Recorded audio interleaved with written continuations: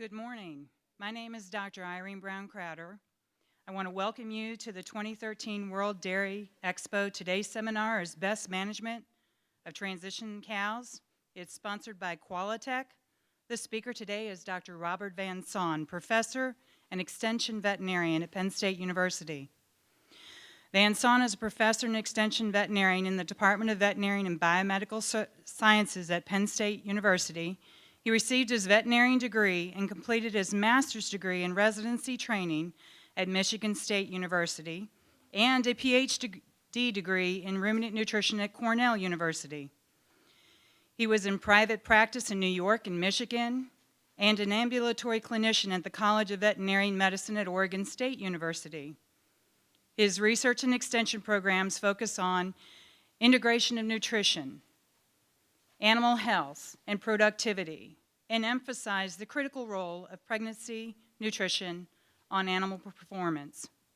This seminar has been approved for continuing educational credits from the American Registry of Professional Animal Scientists and the American Association of Veterinarian State Boards RACE program.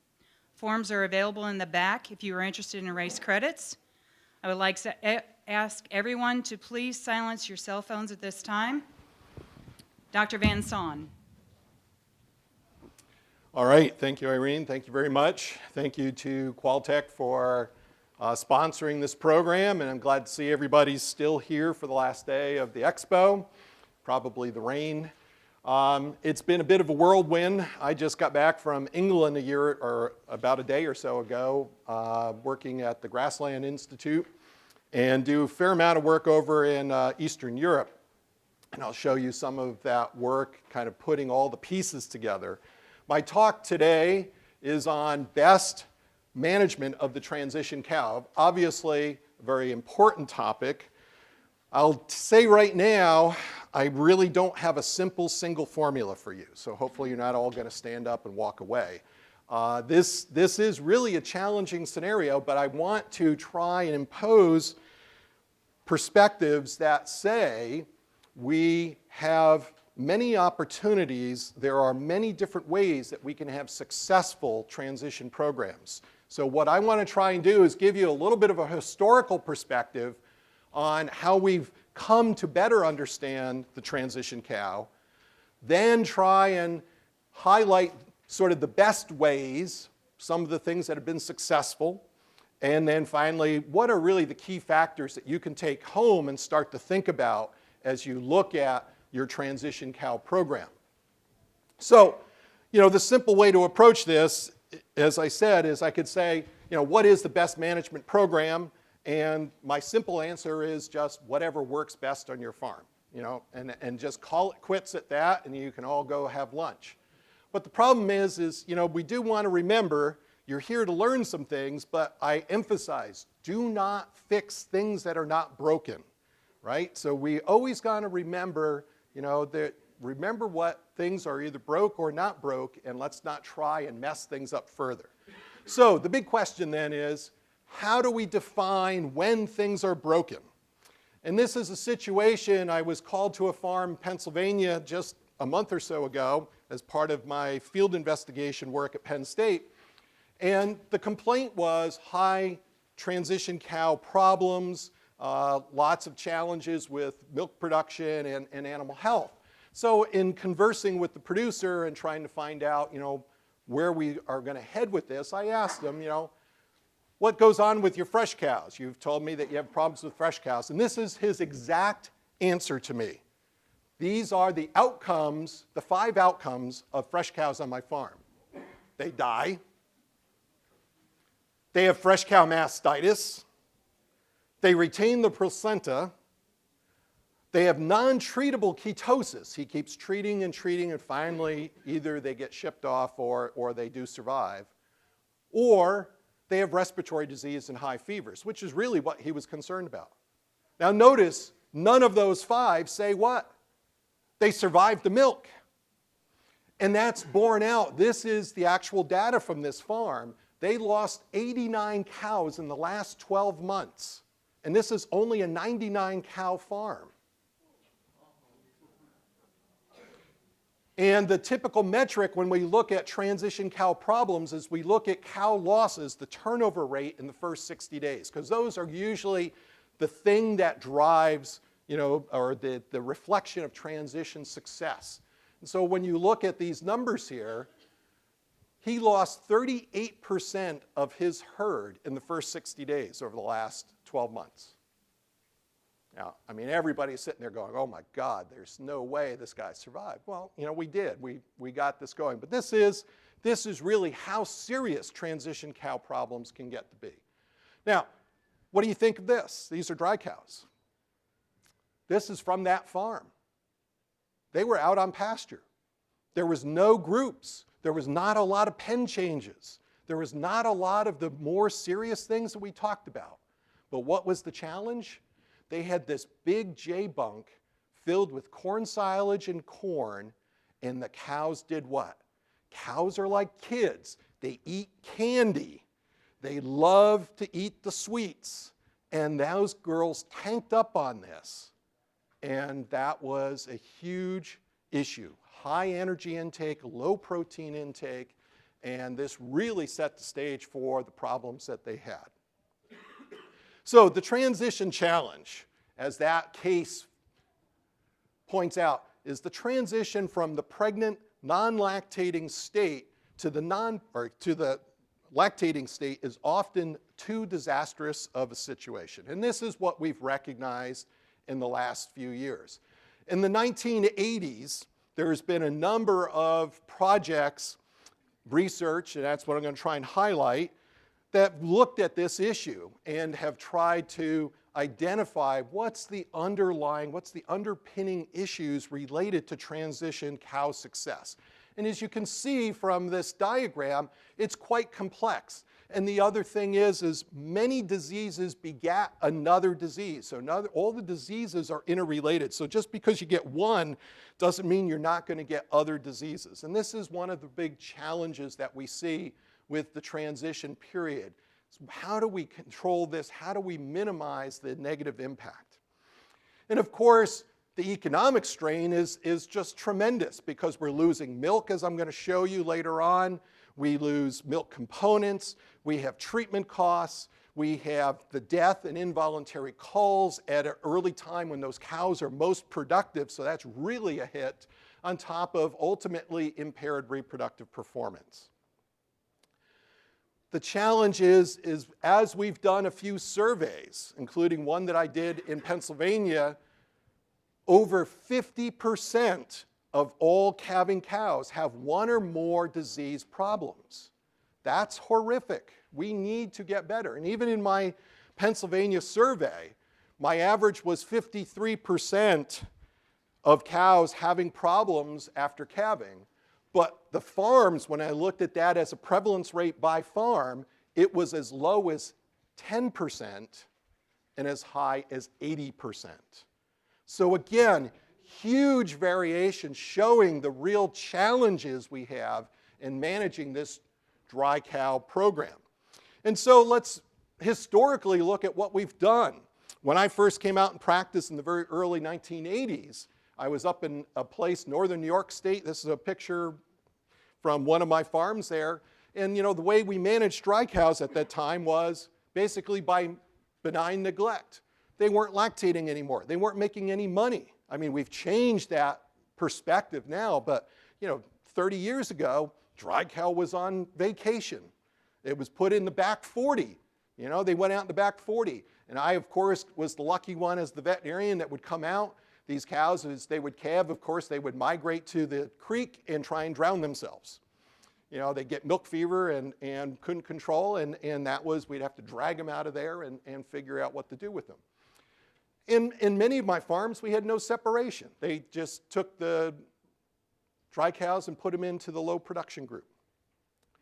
Well, as we started to advance our knowledge, then we really thought, we got sophisticated. We started having multiple groups. We talked about far-off dry cow groups. We talked about close-up dry cow groups. We talked about separating out heifers and special need groups and everything.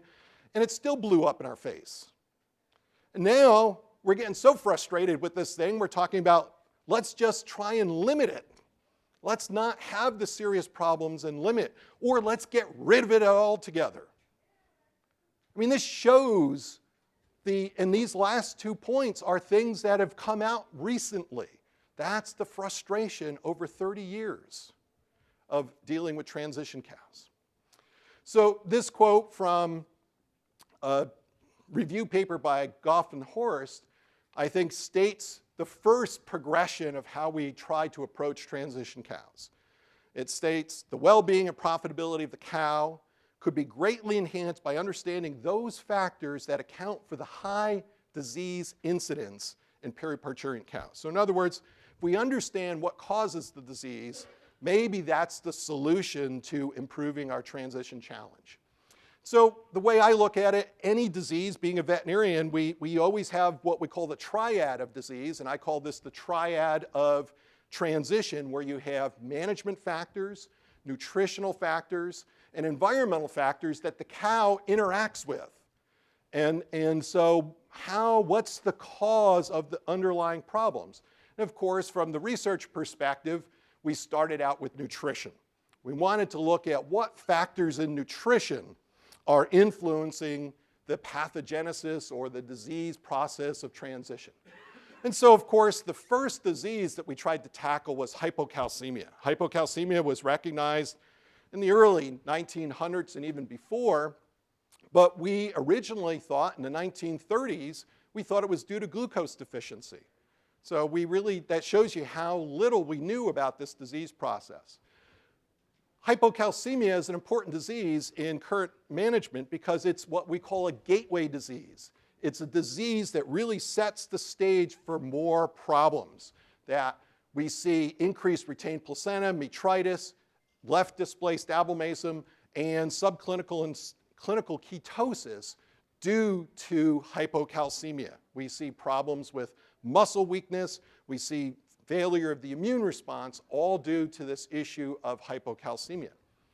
When we look at the historical perspective of how we address this, in the 1950s, out of Ohio State, Boda and Cole, they looked at calcium-phosphorus relationships in the diet and said that we needed to maintain an appropriate 1.5 to 2 to 1 calcium-phosphorus ratio.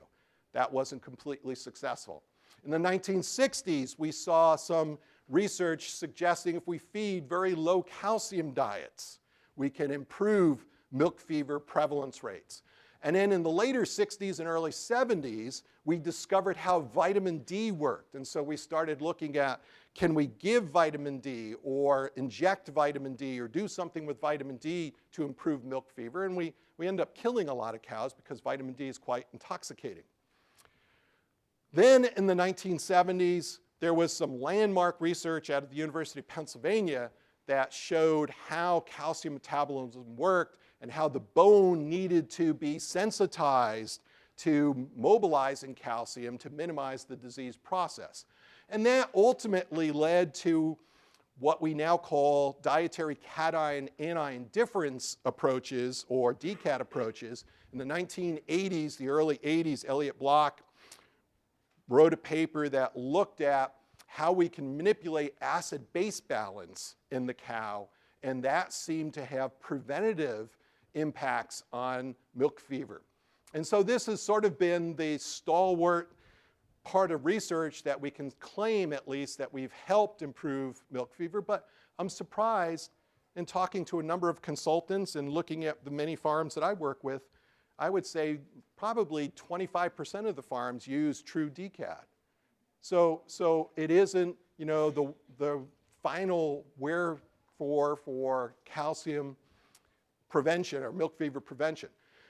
More recently, there's been some reinvestigation of low calcium intakes because pasture-based systems like in New Zealand and Australia, you can't control that potassium level as well as we'd like to be, and you can't do that completely with anionic salts. And so there's been some use of compounds called zeolites that actually bind calcium in the diet and make calcium less available, forcing a very low calcium intake. So it's really interesting. We've done tremendous amount of research over a 40-year period We have made some improvements, but we've not completely eliminated milk fever, and we certainly have very high prevalence rates of subclinical milk fever. So the next approach was looking at the metabolism of the cow, and this is really where a lot of emphasis, the early 1990s research really looked at what drives this cow, how does she work and function.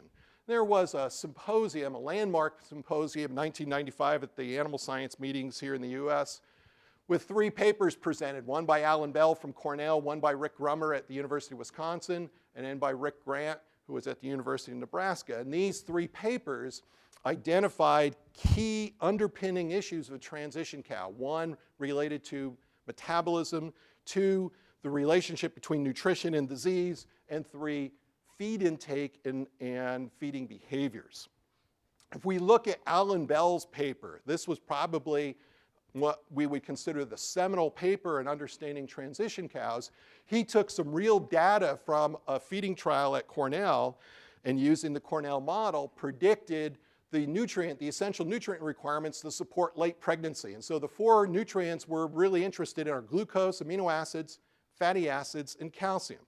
And so based on feed intakes, measured feed intakes, he predicted these amounts being lost to that pregnant uterus in the last 2 weeks of pregnancy.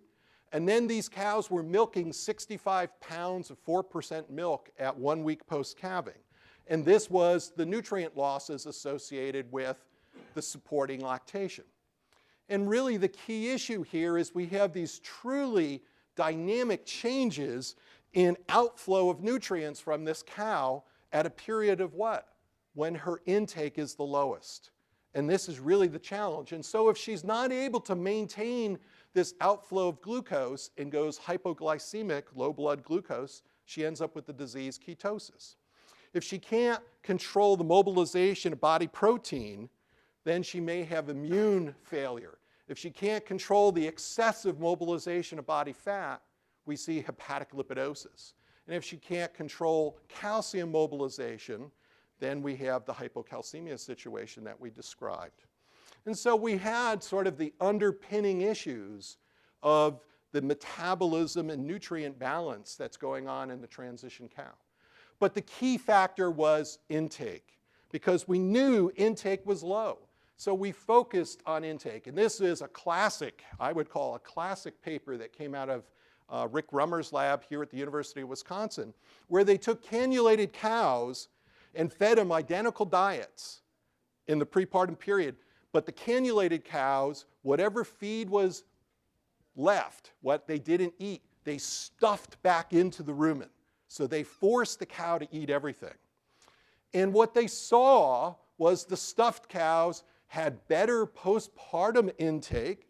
They had lower non-esterified fatty acids or lower fat mobilization. They had lower liver fat, which is a key metabolic disease process. And so everybody was excited about this, and we focused on how do we feed cows to maximize intake. And that drove the system for a number of years. We focused on how to stuff cows, how to get them to eat as much as they would eat.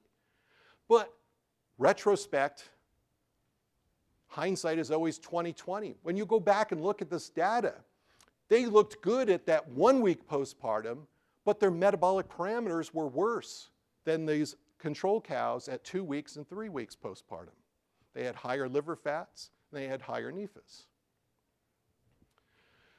And so we really struggled with this concept of dry matter intake. This is some of the research I did at Cornell, and this is the average intake on a large group of dairy heifers, and this is mature cows. So this got us into that point where if heifers can't eat as much as cows, and because of their growth, they have similar total requirements, how can we feed heifers and cows together and expect them both to eat the appropriate amount of nutrients? So this really set the stage for identifying the separation of heifers and at least thinking that we should separate out heifers. Now another aspect of my study is I had a group of cows that had twins. And these were mature cows. Look what happens to the cows with twins. Look at their dry matter intake. So I was really excited when I did this, when this was my PhD work back in the late 80s, I was jumping up and down, Charlie Sniffen and I, thinking, wow, this is it. We've figured out twins. All we have to do is stuff them and get them to eat more, and we have everything taken care of. Well, it didn't work that way. And then Rick Rummer's lab, again, trying to look at intake, collected my data plus data from about 5 or 6 other research studies that had occurred over that time frame, and looked at what parameters influence intake. And the one primary factor was body condition score. So body condition score really becomes an important issue here in sort of the overdriver of intake issues. So recognizing this drop in intake, what we started to do is look at, okay, if they drop in intake, they're not getting enough energy to meet their needs, so let's feed higher energy diets. And so we revisited the concept of steam-up rations. Steam-up rations actually were first talked about in the 1920s. We can find papers back to the 1920s that talk about steaming up cows by feeding higher grain diets. So this particular study, again, out of Rick Rummer's lab here at the University of Wisconsin, they fed very high NFC diets. You know, these would be similar to almost lactating cow type diets versus lower NFC. This is non-fiber carbohydrates. So this is your fermentable sugars and starches and some fermentable fiber. The data from this study, the response of the animals, the controls versus the treatment group, really suggested these cows performed quite well. They had higher intakes, they had better energy status, and they improved the health. So this then again set the whole stage where we started formulating dry cows diets, having close-up diets, very high energy diets, and this sometimes spilled into, they really weren't 2 separate groups. The problem is people don't read the full research paper. They just look at the abstract and read the results and take it and run. Because these investigators said right in their paper, they made this statement that dietary NFC was confounded by several parameters, including the forage to concentrate ratio, the NDF, the metabolizable protein. Now I added that one because they didn't account for that, but we've looked at that later, and the starch content. Consequently, treatment differences might not have solely been attributed to NFC, but yet everybody and their brother was formulating diets with high NFC. So this shows you how research can be misconstrued. The Illinois lab, Dr. Jim Drakely's lab, started a whole series of studies, and this came out of some work that previously were done in Florida, where they looked at the intake level and they manipulated the diet by feed restriction. They restricted higher energy diets, or they fed very low energy diets. And what they found was there was a consistent intake as long as we minimized that drop. So really the key factor we started to focus on is it's not the level of intake, it's the drop in intake that really seems to be the key initiating factor for postpartum disease problems. And another consequence of this study was they found not the close-up diet, but the far-off diet seemed to be more influential in disease outcome, which really stunned most of us doing this research. And this series of studies initiated the idea that feeding excess energy well above what the cow requires initiates a process of what's called insulin resistance, and ultimately that seems to be a really key player in metabolic disease, an area that we're investigating now. And ultimately this study and its predecessors led to what's currently being used from the Drakely group as what we call the Goldilocks ration or controlled energy diets. And those are being fairly well utilized at this point in time. In the early 90s, in the research work that I did at Cornell, we presented a paper where we fed bypass protein because we hypothesized that the NRC wasn't quite correct in terms of what the net protein requirement for that fetus was. And we did in feeding first lactation animals. We found an increase in body condition score postpartum, and we also found an increase in milk components, and no real increase in milk yield. But then subsequent studies, of course, basically didn't bear out that same response. And so the problem with protein is there's a lot of confounding issues. Factors of how long you fed that protein. Did you just feed it for the full dry cow period, or just the last 2 to 3 weeks of the close-up? What protein sources, possibly amino acid effects, degradable versus rumen undegraded protein. A lot of people just added extra soybean meal or something like that. The body condition score of the animal. The differences in metabolizable protein. That's where we're heading today, is looking at not just crude protein, but actually predicting what amino acids are available to the cow. And then, of course, the dietary carbohydrate level. So looking at protein and its impact is very complex from a research perspective. And as I said, we really didn't see any consistency in responses. But I'm going to advocate, this is my personal bias because it's been my research, and I guess that's what researchers get to do is, talk about their biases. I think protein is an underappreciated transition nutrient. When you really think of protein being required for glucose production, for liver transport, fats, and so on, there are some unique aspects. The National Research Council has less than a 12% crude protein requirement, about 880 to 1,050 grams of metabolizable protein. Some research suggests in dairy cows, if we feed less than a 12% crude protein diet, we get poor fiber digestion. So most people would have that as a minimum. And the question is additional protein advantageous? Most studies, as I said, for mature cows don't show that. They certainly do show it for heifers, which makes sense, okay, because they have lower intakes. However, that being said, I would advocate, if I could survey everybody in this room right now who feeds dairy cows, how many of you, feed a 12% dry cow diet? I would swear that most of you probably feed a 14%, 14.5%, and maybe even as high as 15%. So research doesn't back you up. Protein costs you money. Why the heck are you feeding extra protein? I think there is some response. It's not a milk production response. I think there's a metabolic response, a health response, and a reproductive response, and you're seeing that. We just have not been able to show that in research at this point. Other issues that we've addressed from the dietary standpoint are the use of supplements. And there's many different supplements that have been used to augment and improve the nutritional status, the health status of the transition cow. Many of these metabolic modifiers like choline, niacin, and rumensin, of course, here in the US. Immune modifiers, extra vitamin E, more available trace minerals, and then yeast also to help improve rumen function. So these are all, they're not, I don't want to call them Band-Aids, but they are certainly tools that allow you to help improve and qualify your transition diet. So what's the ideal transition diet? Again, I'm not going to give you specific numbers because it depends on your situation, but these are the characteristics. One that promotes good rumen function. That means it's balanced for rumen degradable carbohydrate and protein and has adequate effective fiber, good rumen fill. Provides sufficient metabolizable energy and metabolizable protein to that cow. Promotes dry matter intake postpartum and maintains calcium homeostasis. So those are really the critical factors.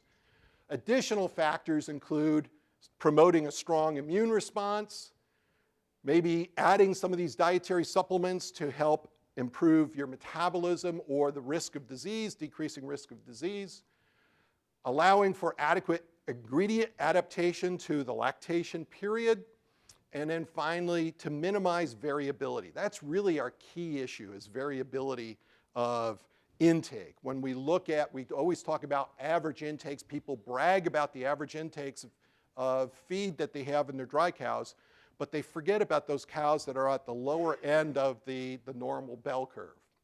So the next stage then is, even though we've learned this much about transition cow nutrition, we still have not been greatly successful in minimizing the problems. And so Jim Drakely, in his seminal paper on transition cow metabolism, asked this question: why do vastly different nutrition and management programs produce similarly good or similarly poor transition success? In other words, why can't we figure this problem out? And so I come back to this triad of transition and how this cow, and really, I think two of the big factors here are environmental influences on the transition cow and our management influences and how they impact the nutritional program that we've set down for the cow. So my colleagues here at the vet school at the University of Wisconsin, very insightful colleagues, Dr. Ken Nordlund and Nigel Cook, asked the question, are pen moves a problem? Did we put ourselves into a situation where we thought we were finessing the transition feeding program and we were feeding to very specific requirements for the dry cow, for the far-off cow, the close-up cow, the far-off heifer, the close-up heifer, and so on? Did we shoot ourselves in the foot with all of that sophistication of science? And that was their question, is, as we start to move animals through all of these pens, is this a detriment? And we really then started to focus on animal behavior.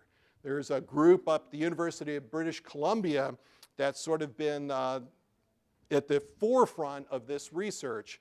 And they've looked at some of these factors and looking at the social environment as it relates to illness or prepartum behavior and dry matter intake identified cows at risk for metritis. And prepartum feeding behavior is an early indicator of subclinical disease or ketosis. So where is this coming from? This is two different feeding trials we did at Penn State, and I went back and looked at, across those two trials, cows that had absolutely no problems during transition, not a single disease, that's the blue lines you're going to see, and then cows that had one or more different diseases. So here I'm looking at this group, and this is healthy cows versus any disease. If they sneezed, we called that a disease. If they crossed their eyes at you, we called that disease. If they had minor udder edema, we called that a disease. This is dry matter intake, and you can see there's really no statistical difference, but notice the trend of the red line to be lower. This more of a drop. But look at dry matter intake postpartum. Again, remembering there's tremendous range in disease. Highly significant if I do some fancy mathematics to look at the difference between these two curves. That totals up to 260 pounds of dry matter that those sick cows didn't eat in the first 5 weeks postpartum. Is that significant? Hell yes. That is highly significant. If you take that and you convert that completely to what that cow would have to do to mobilize body fat, to take body condition score off to meet that difference, she'd lose a half a body condition score in 5 weeks. If you look at that as solely what would be lost in 4% milk, she'd lose 532 pounds of 4% milk in 5 weeks. There's your significant economic impacts of postpartum disease. Looking at metritis, this was again looking at, we didn't qualify the real sick metritis from just endometritis, bad-looking, foul discharge.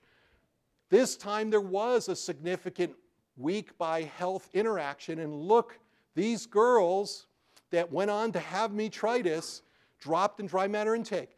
What did they know? Did they have ESP? Did they know they were going to get sick? No, we know that. What was the factor that caused this? Look at the tremendous difference postpartum. And again, if we look at this, they lost 409 pounds of intake in 5 weeks.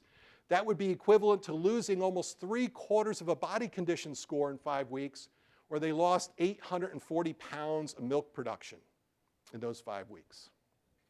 Looking at cows that have ketosis, same effect here, this very significant drop in dry matter intake just prior to calving. Huge differences postpartum because they have ketosis. And now we're looking at, we lost 502 pounds of intake. That's almost a full body condition score in 5 weeks, or over 1,000 pounds of milk in 5 weeks lost. Now, these were predictions. I actually went back and I had milk production data. Those predictions were very accurate. Actually, they were low as to what the real milk loss was. So this is huge. So with this, there's been a tremendous focus then on what is normal behavior and how do we deal with cow behavior. And again, the work here at the University of Wisconsin by Rick Grant at Minor Institute in New York and others, they've tried to characterize what a cow does in 24 hours. Cows are no different than us. We all complain about how busy we are and how we don't have enough time. Well, the cow probably says that same thing. I just don't have enough time to do the things you're asking of me. And we know that the cow should have a fairly significant amount of time of lying so that she can do important things like resting her feet, ruminating, and sleeping. We just got done with a study in an 850 cow dairy where we put accelerometers on our cows and we're able to monitor standing, lying type behavior. And this is from healthy animals. And you can see here for heifers and cows, the heifers were separated throughout the entire transition period. And you can see in the far off dry period, heifers would lie down normally about almost 12 hours, cows slightly longer. And there was no difference between the close up and dry in either group. But notice in that immediate fresh period, they do not lie quite as long. So is this part of the factors, or is this some impact that's going on in that fresh cow group? But again, these were all healthy cows. These were all healthy cows. Lying behavior, we need to recognize cows want to do everything at the same time. They're herd species, and this is a study. The green is when the cows, these are the same group of cows. Green is when they're out on pasture. Yellow is when they were in confinement. And notice how different their behavioral patterns are. You know, those, once they're in confinement, there's some differences in what they're doing. So this is another study where they identified high-ranking cows versus low-ranking cows, the social pecking hierarchy within a herd, and they had different levels of overcrowding, 25, 33, or 55% overcrowding. And the thing I want to point out is high-ranking cows really didn't change in their standing or lying behaviors, irrespective of the overcrowding status. But look what happens to low-ranking cows. They significantly lose lying time. They're walking around trying to figure out where can I go lie down, which means what? They're probably not eating, which means their dry matter intake is going down, which means they're probably predisposed to the postpartum diseases we've talked about. Part of this problem comes from the fact that this is a 2,000 cow dairy I worked with. The red bars are based on herd size. This would be the average calvings per month, and the black bars here are what actually occurred. And you can see on some months here that they had more than 100 cows per month calving greater than what they normally would. So that's going to put the impact on the over competition for stall space and so on. Feed bunk design. Again, we don't want any impairments to feed bunk. This is one of the Czech farms I work with. If you look very closely, you can see all these cows have indentations in their nuchal ligament here just in front of their withers due to this feed bar being so low, and they had to press against this so hard all the time. We came in and raised that bar to the required about 48 inches for our larger breed animals. Intake came up by almost 4.5 kilos. It was amazing. And so we want to look at, you know, they're always worried about cows coming through. If you have enough of this retainer board here, we can minimize the animals coming through, but we don't want the impairment to feed intake. Again, looking at another Czech farm here, we have one, lack of feed accessibility. There's a bunch of dry cows that came in and they had absolutely no feed in front of them at all. And they also had an impairment to feed intake. So accessibility and availability are challenges. A big question, a lot of people look at these and think these post and rail systems are really good systems and think that headlocks are an impairment. But some recent research shows there was actually no difference in intake in our transition cows with use of headlocks or post and rail. Matter of fact, the headlocks actually give a standardized amount of space for those cows and may actually be better. Of course, the other challenges are, you know, the comfort issues. Cows generally will sort of modify their environment. Here's these bars were lifted up so that they could get in underneath and be able to lie down. So these cows really are trying desperately to shape their environment to fit what they need. This is a 4,000 cow dairy I worked with in Turkey, and they had a number of transition cow problems, which is why I was called out. And you can see, one, they're overcrowded in their pen, and they have really wet kind of environment for these cows to calve in. This is actually the maternity pen as opposed to sort of a nice, wonderful looking maternity pen. But surprisingly, this same Turkish farm, here's the fresh cows, and if we look at the fresh cow diet, they had an extremely high starch source, and this was a steam flake starch in there, so very reactive starch source. But yet I had no acidosis and no hoof problems in this farm. I went through this 4,000 cow dairy and could not find a lame cow. Why? Very deeply bedded stalls, very understaffed, and very high use of rubber matting. And if you take a look at this quick video here, these are the cows going off to the milking parlor. Watch how these girls line right up on these. There's 3 rubber mats lined up here, and these girls, they love those rubber mats and just walk right down there in sort of single file motion down those. And I think this is a good example where I had a bad situation with the diet and high risk for disease, but the environment was good enough to minimize that impact. That shows you the power of the environment in these things. The other thing, heat stress. This is some metabolic profiling I did in some Czech herds that had no problems versus herds that had heat stress, and I looked at early dry cows, close-up, and fresh cows. The pink are all abnormal values for those cows that had heat stress, and when you look at that, they have greater metabolic challenges, electrolyte challenges, lower glucose, lower cholesterol, which reflects intake, lower calcium, phosphorus, higher chlorides due to acidosis. So even far-off dry cows are very sensitive to heat stress. So facility recommendations. We need to have adequate feed bunk space. We generally are now advocating for about 30 inches or 75 centimeters. Limit the number of pen moves or reduce the time in maternity or use a pre-fresh maternity pen combination. Stock the pre-fresh, post-fresh pens at about 80 to 85% capacity, especially if you're using post and rail systems. Good cow comfort in the stalls. We like wider stalls, about 50 inches wide for these bigger pregnant cows. Plan for managing the calving surges and provide heat abatement strategies. In terms of grouping approaches, you know, I've seen every one of these work. I've seen single systems work. I've seen 2-group systems work. I definitely like separating out heifers.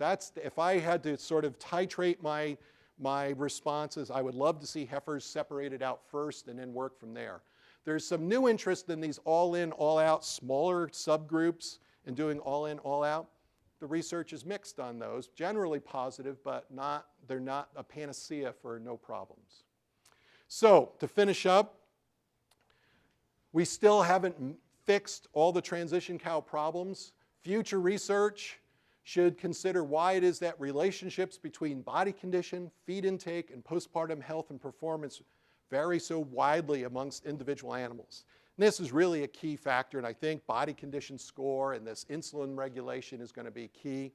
Future research directions, I really think we need to look more closely at metabolizable protein and maybe specific amino acids. There's some new research on methionine, lysine that suggests these could be preventative for our transition cow diseases.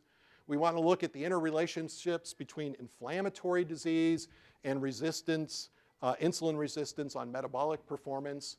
And we need to follow up on our cow behavior studies and better appreciate what this cow is trying to achieve and how she needs to be able to achieve that. So if we look at then, to finalize here, what the best transition management is, hopefully I've impressed upon you, we need to set a high priority for feeding and facilities in our transition cows. This is where we don't want the banker to limit our resources. We need to invest in our transition cows. Provide a consistent, properly balanced diet that addresses issues of intake and variability amongst the individuals. Don't let those low-ranking cows fall off. Minimize energy excess and ensure adequate or better metabolizable protein. Most consultants now are talking about 1,100 grams of metabolizable protein up to 1,300 grams of metabolizable protein. And even though I'm a nutritionist, nutrition may be important, but I really am starting to think that the environment and the management of these cows has greater impact, as I showed with that Turkish dairy, to ensure that these cows are comfortable and can express their normal and desired behaviors. With that, I have some time for any quick questions.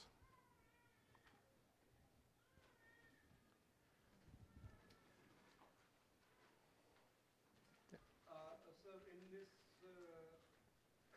trial of Dr. Andy Sugar and Big Drummer, feeding higher NFC types, what percentage of cows were having this insulin insensitivity, and in what period? Okay, so the question was going back to the research where they fed higher non-fiber carbohydrate diets. In that particular study, they did not measure insulin regulation or insulin sensitivity, and feeding those diets was considered a positive impact. But the problem was, as that concept got translated to the field, people fed higher energy diets throughout the dry period, which now we start to believe are responsible for inducing insulin resistance issues. And there's been some recent research that is showed that to be fairly consistent. What would be an ideal time to start a kind of steam up diet? Well, if you are going to use, the question is, what is the best time to do sort of a steam up diet?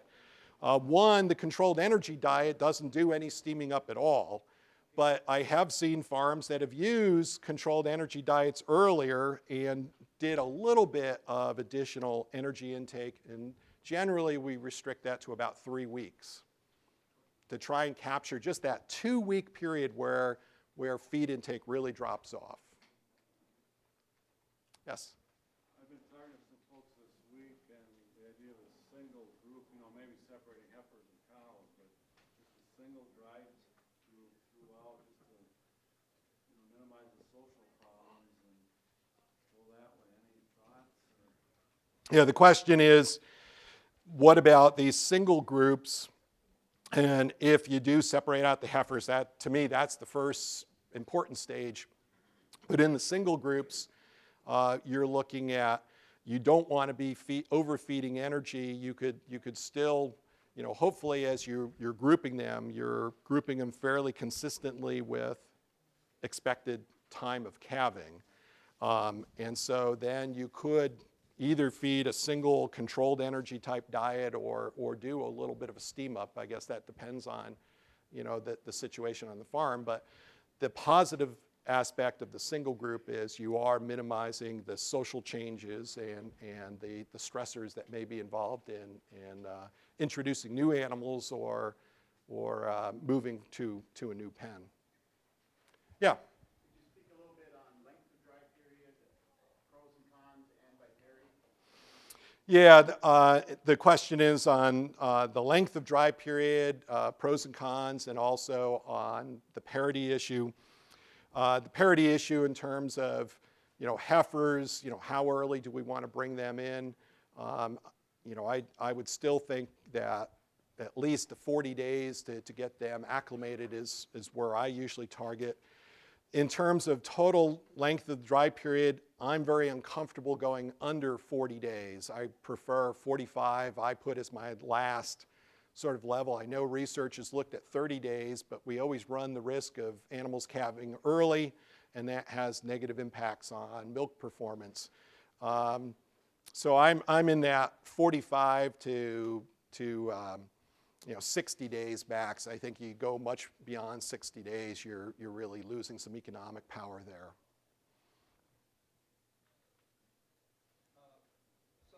Vitamin E, as far as I think, in our part of the region, is one of the most underfed nutrients. And in your presentation, you had mentioned for a target of 2,000 to 4,000 IU per day. Is that in the transition period? 21 days pre and post?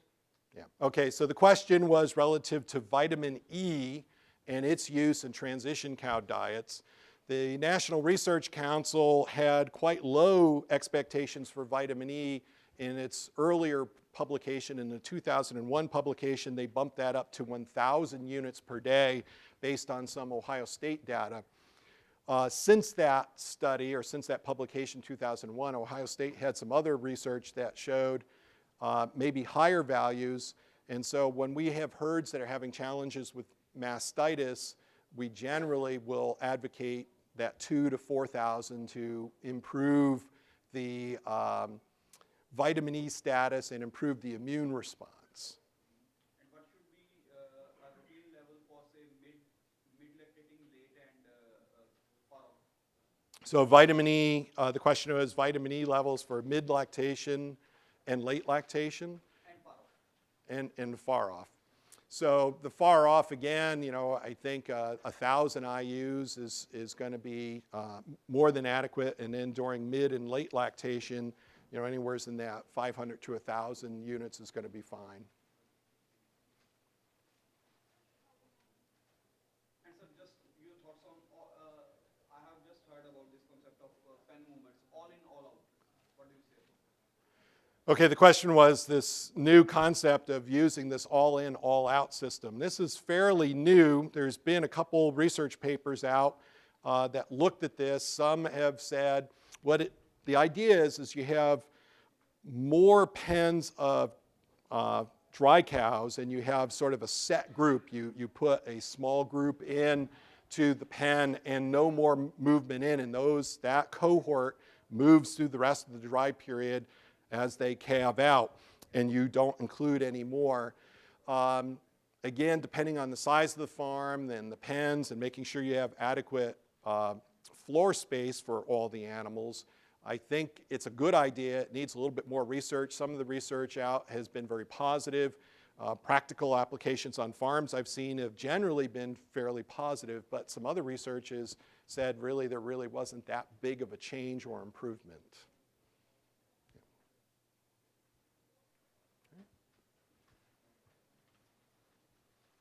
Thank you, Dr. Robert Van Son, for your presentation. Best management of transition cows. Our thanks to Qualitech for sponsoring this seminar. I hope everyone enjoys their visit to the 2013 World Dairy Expo.